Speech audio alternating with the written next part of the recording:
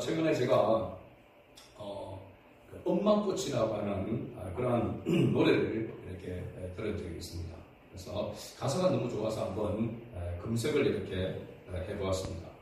원곡자가 보니까 미스터 트롯 2에서 우승한 안성훈 씨라고 보니까 안성훈 씨가 불렀던 노래인데 가사는 안성훈과 알고 보니 혼수 상태, 이름도 희한하죠. 작사 작곡한 사람이 그 남자 두 분이서 하는 팀 하는 작사 작곡자인데 이 알고 보니 혼수 상태와 같이 작사를 했고 작곡도 보니까 알고 보니 혼수 상태에서 작곡을 했는지 모르겠지만 이름이 그렇습니다.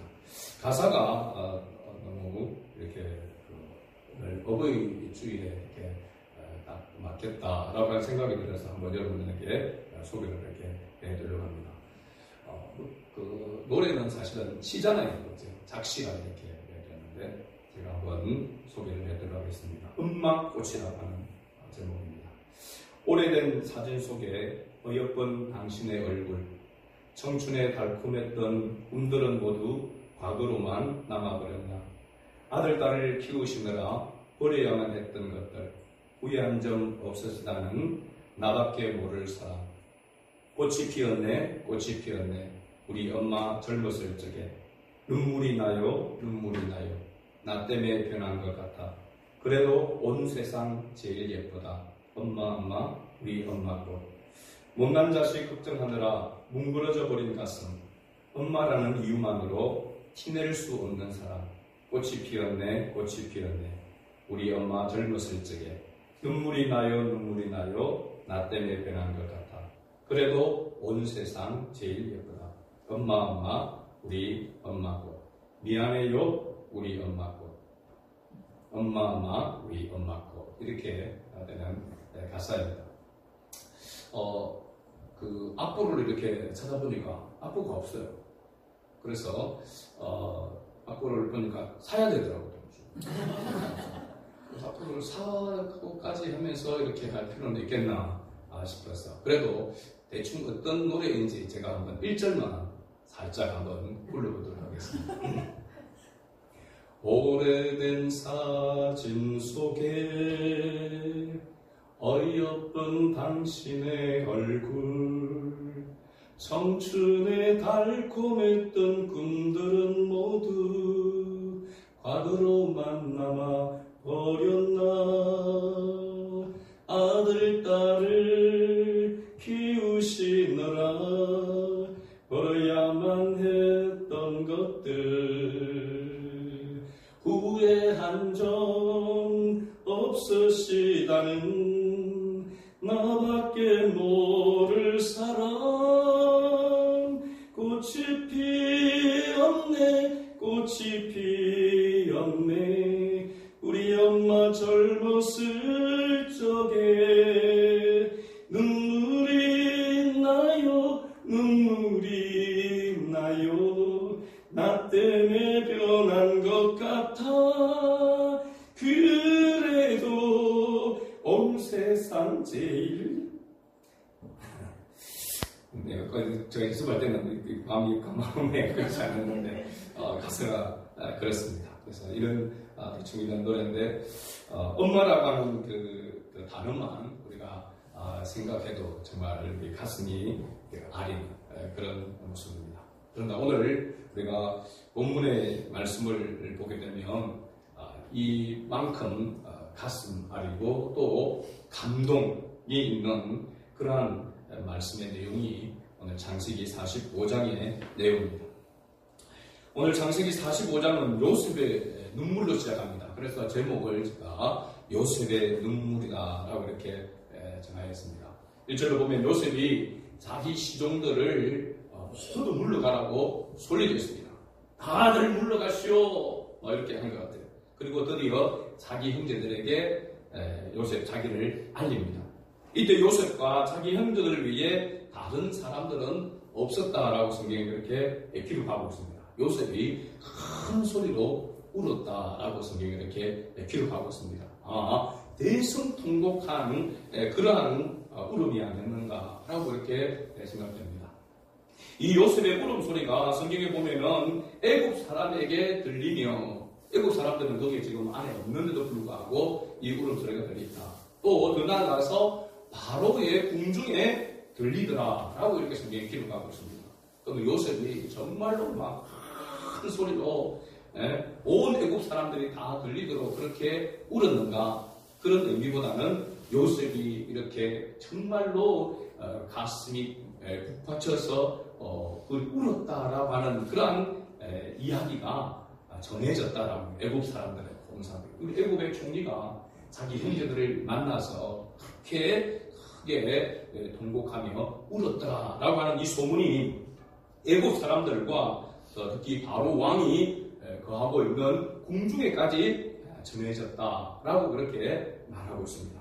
자, 그렇다면 요셉의 이 큰 소리로 울었던 이 눈물의 의미가 무엇이었을까라고 이렇게 우리가 생각을 해봅니다. 그동안 감추었던 그 억울함에 대한 복수의 눈물이었을까? 아니면 모든 것을 용서하는 용서의 눈물이었을까? 당연히 우리는 이것이 후자임을 알고 있습니다. 그런데 요셉이 원수 같은 형들에게 대하여서 용서의 이 눈물을 쏟아낸 이유가 무엇이었는가?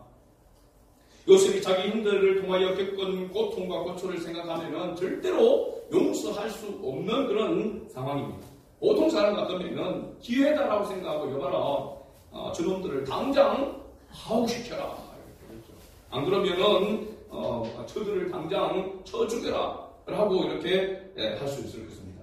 이렇게 할 수 있는 힘과 권력을 요셉이 가졌습니까? 못 가졌습니까? 가지고 있습니다. 말 한마디면 생사갈권을 쥐고 있는 그런 위치에 있는 요셉이었던 것입니다. 그런데 요셉은 그렇게 하지 않았습니다. 첫 번째 이유는 뭐냐면 요셉은 자기 형들이 이전과 달라졌기 때문이다 라고 이렇게 말할 수 있습니다. 우리가 45장 1절을 보면 요셉이 시종하는 자들 앞에서 그 정을 억제하지 못하여 소리질러 라고 이렇게 이야기합니다. 앞서 우리가 44장의 이 끝부분과 45장으로 연결되면서 44장에서 어떤 이야기가 나옵니까? 요셉과 누구와의 대화가 계속 나왔죠? 유다와의 대화가 나왔습니다. 자, 요셉의 형들 가운데 유다가 나왔습니다. 베냐민을 두고 베냐민의 자루 속에 은잔이 있는 것을 보고 베냐민을 죽일 수도 있고 베냐민을 종으로 노예로 삼을 수 있는 그런 상황인데 유다가 자기를 담보로, 그렇죠? 아버지에게 약속했던 것처럼 자기를 담보로 자기 목숨을 내어놓겠다라고 하는 이러한 고백과 함께 다짐이 요셉에게 들려지고 요셉이 알게 되어지므로 그 이후에 바로 45장으로 넘어와서 요셉이 그 정을 억제하지 못하고 라고 하는 겁니다. 그렇게 나를 미워하고 나를 죽이려고 했던 그 형들 가운데 형들이 이러한 모습으로 달라졌다라고 하는 것을 알 수가 있는 것입니다. 그래서 여기 보면은 형들이 특히 형 유다가 이렇게 달라진 그런 모습을 보았기 때문에 지금 요셉이 감정이 이와 같이 나타났다라고 이렇게 말할 수 있습니다. 두 번째 이유는 뭐냐면 요셉이 이 모든 과정 가운데서 하나님께서 개입하셨다라고 하는 사실 때문에 이것을 또한 깨달았기 때문에 요셉이 지금 이렇게 형들에게 유순하게 또 용서하는 그러한 눈물을 흘릴 수 있었다라고 하는 것이죠. 사실은 근본적인 이유는 여기에 있습니다. 요셉이 개인적인 감정이나 자기가 살아온 고통과 그 고초 겪었던 것들을 생각한다면 자기를 먼저 생각했더라면 절대로 용서할 수 없는 원수 같은 형들이지 않습니까? 그러나 요셉은 이 모든 자기의 인생 가운데 그 우여곡절 가운데에서 그 모든 것 가운데 함께 해주셨고 동행해 주셨고 자기를 이끌으시고 인도해 가시는 분이 하나님이셨다라고 하는 사실을 요셉이 깨달았기 때문에 사실은 이와 같은 자세를 또 태도를 취할 수 있었다라고 이렇게 말할 수 있습니다. 자, 요셉이 자기 형제들에게 자기 자신을 알렸습니다. 3절에 보니까 나는 요셉이라 내 아버지께서 아직 살아계시니까. 오늘 사실 어버이주일이라 요셉은 이 아버지를 생각하는 그 마음이 또 남다르다라고 하는 것을 알 수 있습니다. 이 말에 형들이 그 앞에서 놀라서 대답하지 못하더라라고 성경에 기록하고 있습니다. 이 표현은 뭐냐면 너무 놀라가지고 그야말로 놀라서 입을 다물 수 없을 정도로 놀란 그런 상태, 그런 바로 모습이었다라고 이렇게 말할 수 있습니다. 이런 놀라운 가운데 기절초풍할 지금 상황이잖아요. 이런 상황 가운데 요셉이 형들에게 말합니다. 가까이 내게로 가까이 오소서. 그들이 가까이 가니 이르되 나는 당신들의 아우 요셉이니 당신들이 애굽의 판자라. 그럼 앞에 그냥 나는 요셉이다라고 했으면 될 텐데 당신들이 나를 애굽의 판자라. 이 이야기 들었을 때에 어땠을까요, 형들이? 그야말로 옷에 소변을 지를 정도로 지금 이제 죽었구나 이렇게 생각했을 것입니다. 이때 요셉이 말합니다. 당신들이 나를 이곳에 팔았다고 해서 근심하지 마소서, 한탄하지 마소서. 하나님이 생명을 구원하시려고 나를 당신들보다 먼저 보내셨나이다. 아멘. 요셉의 이 말 속에 세 가지가 들어있습니다. 중요한 것은 뭐냐면 첫째, 누가 이렇게 했느냐는 것입니다. 누굽니까? 하나님. 주어가 하나님입니다. 하나님. 하나님. 두 번째는 무엇하려고? 생명을 구원하시려고. 바로 목적이죠. 하나님이 요셉을 애굽으로 팔게 하고 애굽에서 그 모든 고초를 겪고 그러면서 애굽의 총리로 되어 이 자리에 지금 있기까지의 그 모든 그 일들을 하나님이 진행하셨는데 무엇하시려고? 생명을 구원하시기 위해서. 그래서 세 번째는 바로 뭐냐면 어떻게 하셨다라고 했냐면 먼저 보내셨나이다 라고 이렇게 말씀합니다. 하나님이 생명을 살리려고 자신을 먼저 애굽으로 보내셨다는 것을 요셉이 깨달았다는 것입니다. 7절 8절 우리 다시 한번 더 읽어볼까요? 7절 8절 하나님이 큰 구원으로 당신들의 생명을 보존하고 당신들의 후손을 세상에 두시려고 나를 당신들보다 먼저 보내셨나니 그런즉 나를 이리로 보낸 이는 당신들이 아니요 하나님이시라. 하나님이 나를 바로에게 아버지로 삼으시고 그 온 집의 주로 삼으시며 애굽 온 땅의 통치자로 삼으셨나이다. 아멘. 하나님의 자녀들에게 있어서 중요한 신앙의 자세는 어떠한 일이 있어도 어떠한 상황 속에서도 하나님이 주어가 되어야 될 줄로 믿습니다.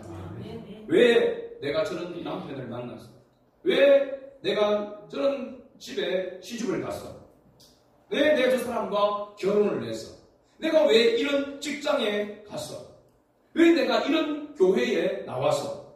라고 할 때에 이런 의문이 생겨지고 이해할 수 없는 그런 모든 일에 대한 답은 바로 뭐냐면 뭡니까? 하나님입니다.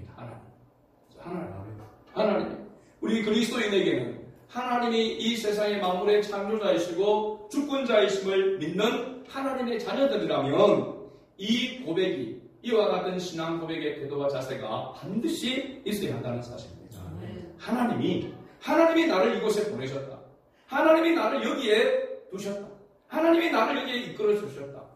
이 가정에, 교회에, 직장에 어느 곳에서든지 내가 서 있는 그곳에 우연히 서 있는 것이 아니라 하나님이 그렇게 보내셨다는 것입니다. 그래서 신약 성경에 사도들, 보냄을 받은 자, 아포스톨로스라고 하는 헬라어, 바로 보냄을 받은 자라고 하는 뜻인데 이게 바로 사도입니다. 사도. 이 사도적 권위와 권세와 권능을 하나님은 동일하게 오늘 하나님의 자녀들은 우리에게 주셨다는 사실입니다. 보내셨다는 것입니다. 이 가정에, 이곳에 하나님께서 보내셨다라고 하는 사실. 이게 사명자의 모습입니다. 사명자. 그리스도인의 정체성이라고 이렇게 말할 수 있습니다.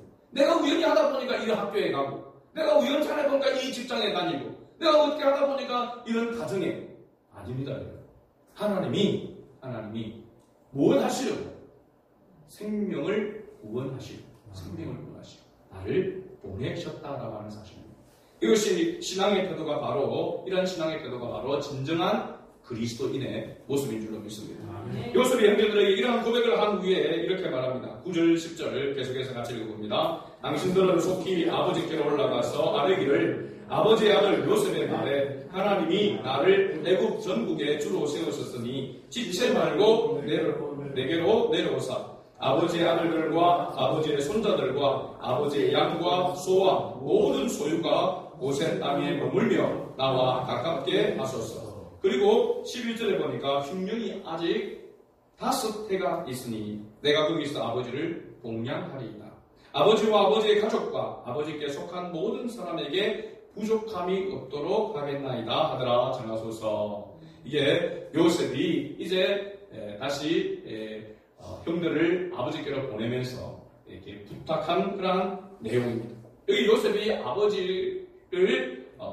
아버지인 야곱을 복양하겠다라고 그렇게 말하고 있습니다. 한자로 보니까 이 복양의 뜻이 부모나 조부모, 할아버지, 할머니와 같은 웃어른을 받들어 모심이라고 이렇게 되어 있습니다. 요셉은 자기 아버지 야곱에게 대한 인간의 도리를 다 하겠다고 그렇게 말하고 있는 것입니다. 그리고 자기 아버지의 가족과 그 형제들의 가족에게 부족함이 없도록 돌보겠다라고 그렇게 말하고 있습니다. 우리가 부모를 공경하고 부모에 대한 그런 효도에 있어서 중요한 것 가운데 하나가 뭐냐면 인간의 도리입니다. 인간의 도리. 부모가 나에게 어떻게 해줘서가 아니라 뭔가를 남겨주고 뭔가를 많이 해줘서 부모를 공경하는 것이 아니라 인간의 도리로서 자녀로서 부모가 아무리 나에게 잘못을 하고 나에게 많은 것들을 물려주지 않고 아무것도 해준 것이 없다 하더라도 나를 이 땅에 태어나게 해준 것만으로도 우리는 인간으로서의 도리를 다 해야 된다고 하는 것을 여기에서 우리가 볼 수가 있습니다. 그래서 누가 그렇기 때문에 나에게 어떻게 해줬기 때문에 그런 태도는 우리 그리스도인으로서 합당하지 않습니다. 어떻게 나에게 부모가 어떤 학대를 했든 어떤 잘못을 했다 할지라도 우리는 인간으로서의 도리를 다하는 그런 그리스도인이 되어야 될 줄 믿습니다. 그리고 또 하나는 뭐냐면 인간의 도리를 다하는 그 태도와 함께 구체적으로 부모의 필요를 채워줄 수 있어야 한다는 사실입니다. 그래서 요셉이 그냥 아버지 야곱을 내려오라고 공양하겠다라고 이야기하는 것으로 끝나지 않고 그들의 모두의 부족함을 채워주겠다라고 그렇게 말하고 있습니다. 이것이 부족함을 채워주는 것, 부족함이 없도록 해주는 것이 사실은 진정한 효도인 줄로 믿습니다. 그렇죠? 그런데 이러한 태도와 이러한 자세가, 이러한 원천이 어디에서 나오게 되는가? 요셉에게 있어서는 바로 하나님이시라는 사실입니다. 하나님이 우리 인생의 주인이시며 하나님이 우리를 주관하시고 또 그 하나님의 영광을 위해서 사는 삶이 목적이 되어졌을 때에 우리가 이와 같은 삶을 살아갈 수 있습니다. 그렇지 않으면은 부모가 나한테 해준 게 뭔데? 아쉬운 것과 못해준 것만, 섭섭한 것만 생각하고 하지 않으려고 하는 것이 대부분의 자녀들의 모습입니다. 그러나 하나님이 주인이시고 하나님이 나의 삶의 주권자 되시고 하나님의 영광을 위해서 살아가는 것이 삶의 목적이라고 하는 것이 분명하다면 바로 이와 같은 태도를 취할 수 있다는 사실입니다. 억지로가 아니라 정말 마음에 우러나는 그런 모습, 우리가 하나님의 은혜로 이와 같이 부모를 공경할 수 있다라고 하는 것을 말해주고 있습니다.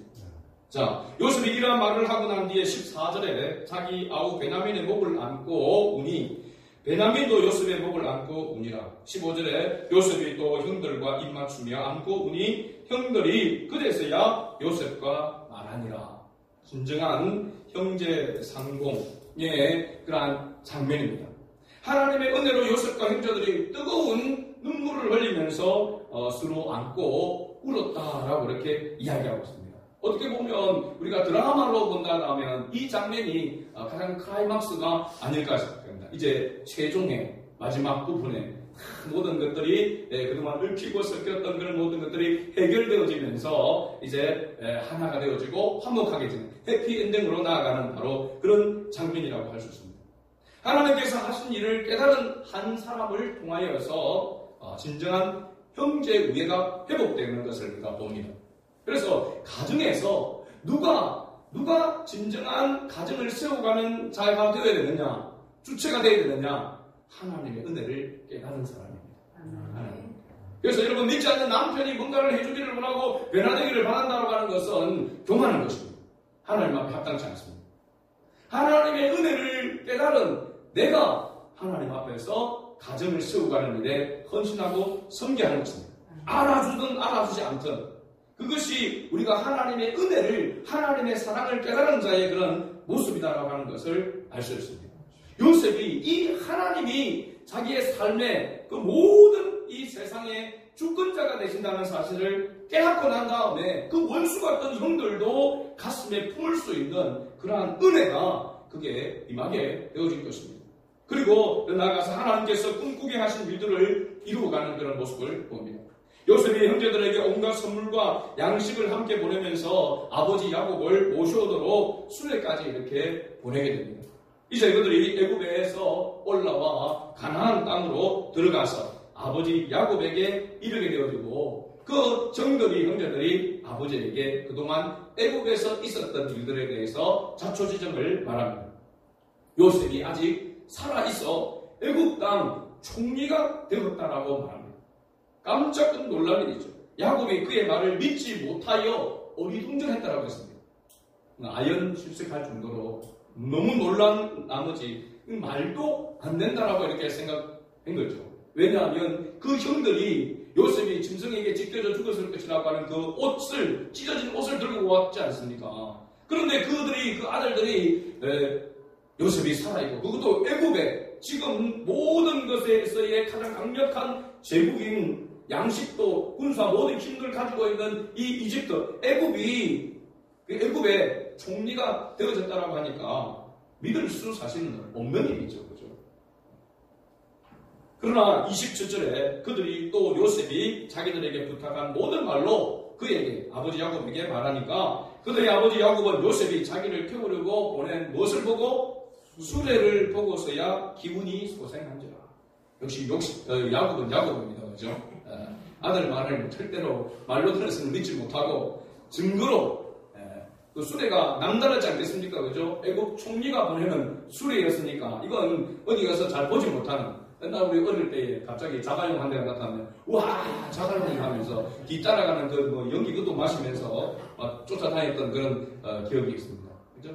그 수레를 보고 나서야 야곱이 기운이 소생했다라고 이렇게 말합니다. 28절 마지막 절 같이 읽어봅니다. 이스라엘이 이르되 조카도다 내 아들 요셉이 지금까지 살아있으니 내가 죽기 전에 가서 그를 보리라 하니라. 마치 드라마에서 마지막 최종의 해피엔딩의 모습이 바로 이 45장의 마무리가 됩니다. 말씀의 결론을 맺고자 합니다. 세상의 모든 고통과 고초를 겪은 요셉이 자기 인생의 주인이시며 인도자이신 하나님을 깨닫고 용서의 눈물을 흘림으로 인하여서 원수되었던 그 형제들과 화해하였습니다. 그리고 하나님께서 계획하신 그 꿈을 향하여서 한 걸음 더 나아가게 됩니다. 오늘 우리에게도 하나님께서 동일한 은혜를 주신 줄로 믿습니다. 우리가 하나님의 자녀가 되었다는 것, 이 세상에 만물해 주신 하나님을 알고 그 하나님을 경배하며 예배할 수 있는 그러한 은혜를 입었다고 하는 것은 요셉과 동일한 은혜를 입은 것입니다. 그런 우리를 하나님께서 이곳에 보내셨다는 사실입니다. 무엇 하시려고 보내셨다고 했습니까? 생명을 구원하시려고. 우리가 잘 먹고 잘 살고 그냥 나만 행복하게 잘 지내는 그 목적을 위해서 우리를 이 땅에 보내시지 않았다는 사실입니다. 생명을 살리는, 이 생명을 살린다고 하는 것은 그냥 아픈 사람, 죽어가는 사람을 살린다는 것이 아니고 바로 영혼을 구원하는 것입니다. 예수를 알지 못하는 사람, 예수가 구원자이심을 알지 못하는 사람들에게 복음을 전하여 그 복음을 인해서 영원한 생명을 얻도록 하는 것, 이 생명의 구원을 위해서 우리를 파송한 것입니다. 이 땅에, 이곳에 또 세상을 향하여 하나님께서 우리를 파송했다라고 하는 사실을, 보내셨다라고 하는 사실을 잊어서는 안 될 줄로 믿습니다. 여러분 캠퍼스로, 그죠? 또 학교로, 직장으로, 여러분 가는 곳마다 머무는 곳마다 하나님께서 보내셔서 여기에 있다라고 하는 사실을 꼭 기억할 수 있기를 바랍니다. 만물의 주인 되시고 우리의 구원자 되신 예수 그리스도를 통하여서 우리의 인생을 주관하시는 하나님을 기억하고 주님의 영광을 위해서 형제와 우애하고 부모를 공경하고 또 하나님이 주시는 사명의 길을 걸어가는 우리 이스라엘의 모든 가족들이 될 수 있기를 주의 이름으로 축복합니다. 아멘. 우리 예수의 향기 243장 가사 생각하면서 이 찬양 우리 하고 오늘은 우리 주일학교에서 폐송 대신 간단한 발표를 하도록 하겠습니다.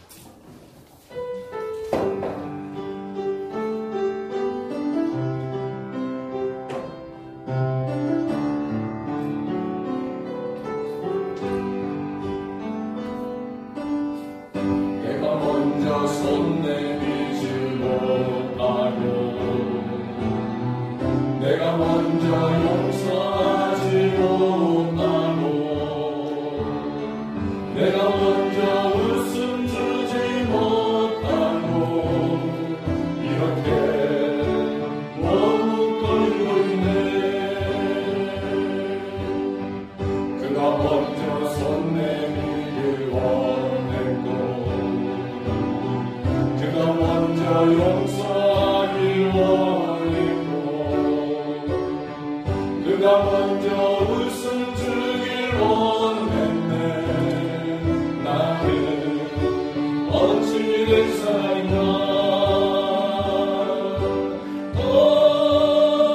간교한 나의 입술이여 떠는 나의 마음이여 왜 나의 입을 사랑을 말하면서 왜 나의 마음을 화해를 말하면서 왜 내가 먼저 서둘 수 없는가. 왜 내가 먼저 손에 물 수 없는가.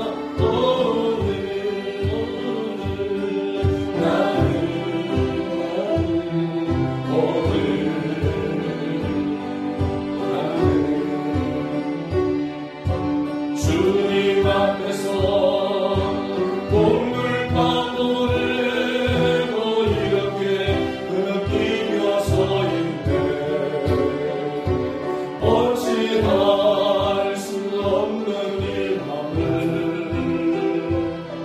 주님께 맡긴 채로 내가 먼저 섬겨주지 못하고 내가 먼저 섬겨주지 못하고 내가 먼저 이해하지 못하고 내가 먼저 높여주지 못하고 이렇게 고집부리고 있네. 그가 먼저 섬겨주길 원했고 그가 먼저